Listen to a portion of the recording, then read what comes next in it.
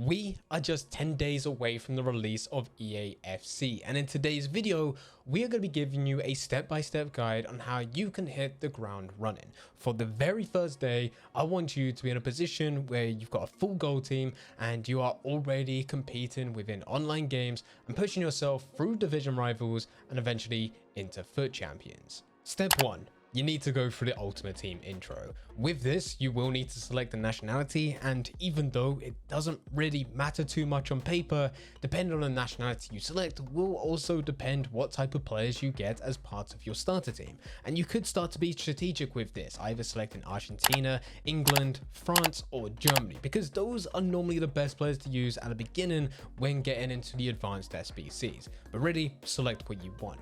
You'll also need to select a badge, this doesn't matter, and also 2 different kits, a home and away. Once done, you can head into Ultimate Team. Step 2. You need to open your packs. Depending how long you've been playing Ultimate Team and depending what edition you bought will depend on what's available. If you've been playing Ultimate Team for quite some time, you will have loyalty packs. Even if you bought into FIFA 23, logged into Ultimate Team, but didn't do too much, it will still class you as being a FIFA 23 player, so you'll get extra packs. If you've been playing since FIFA 09 and you've been playing every single year since then, your loyalty bonus will be the highest it possibly can be, meaning that you're going to get the best of the best. For those of you who are bought into the Ultimate Edition, you will also see that you get 4,600 FC points. How you use these is entirely up to you. But for the sake of this video, we're going to recommend just buying into packs. That way you're able to get players, consumables, kits, badges, you name it, from those packs. You can sell what's needed and store the rest in your club.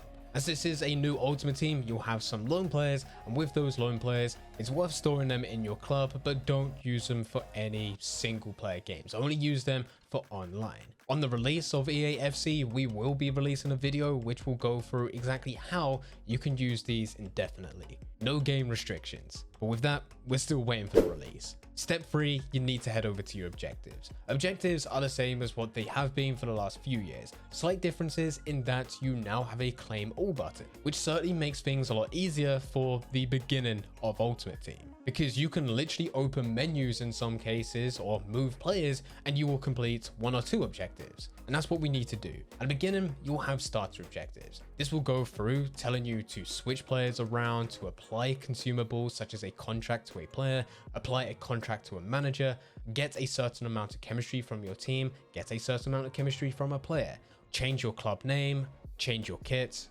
buy a player off the transfer market, pretty much all the basic stuff to get started in Ultimate Team. Complete these. These will give you some very basic packs. In most cases, they're bronze or silver packs. However, there are some which will give you coins. Normally after completing all of these, you can have a few packs plus also an extra 600 coins. That's where we move on to the next step. Step number 4, start trading. So many people jump into Ultimate Team, they do everything that we've talked about up until this point and immediately start buying their team and jumping into games. One of the best things that you can do is trade. You don't need to do anything fancy. There's bronze and silver trading methods that we will be releasing on the release of EA FC, as well as you can just use something simple like a bulk bidding method. Now the method that you choose here will depend on how many coins you have.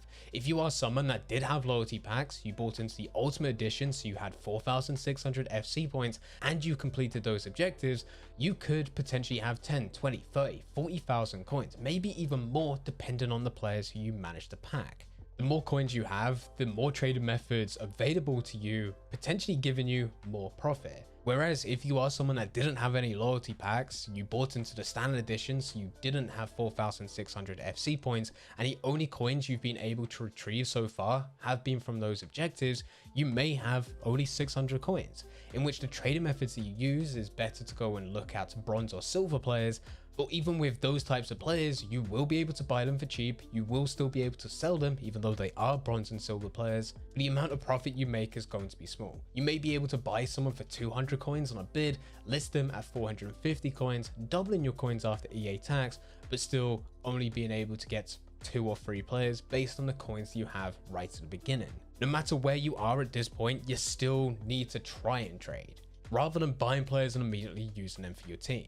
Step 6. Play games. The whole idea is that you will go through this loop of trading before you enter a game, then entering a game, and hopefully by the time you finish that game, you'll have 500 to 1,000 coins for completing a match. Plus on top of that, whatever was on the transfer market that did finally sell will also give you additional coins to continue this loop going, but make more and more coins every single time. Now the games that you play, however, will depend on where you are. Yet again, if you are someone that did get loyalty packs, you also had the 4,600 FC points, you may already have a full goal team, in which it's better for you to play division rivals. That way you're able to compete, push through the divisions, increase your rewards, and also gradually push towards FUT champions. Whereas if you are still only dealing with your initial starter team, bronze, silver, common gold players, then it's best to go into squad battles. Even on day one of Ultimate Team, chances are people going into online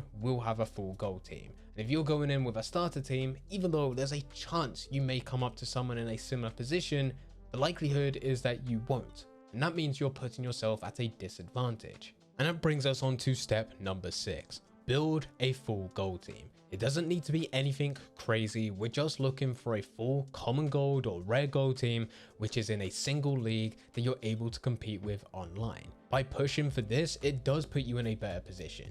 You are going to be much more of a threat when going into online games against other players. Now you can go into division rivals, you can push through the divisions, increasing your rewards, building up the amount of wins you need to go and get your weekly rewards. But the real aim is to build up FUT champion qualification points so that you can enter into the FUT champions playoff. Now I don't expect you to get all the way up until this point of competing within the FUT champions playoff on day one, because that is quite a bit. You're going to have to dedicate probably around 5, 6, maybe even 7 hours at the very least in order to get to this point. What I am trying to push is for you to be able to have a full rare gold team ready for you to compete within online.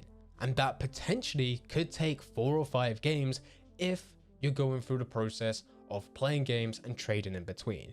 After your first game, you may only have 2,000 coins in your account. But as you use those 2,000 coins to buy more trades and then go into another game, this really starts to jump up quickly. And step number 7 is just general housekeeping.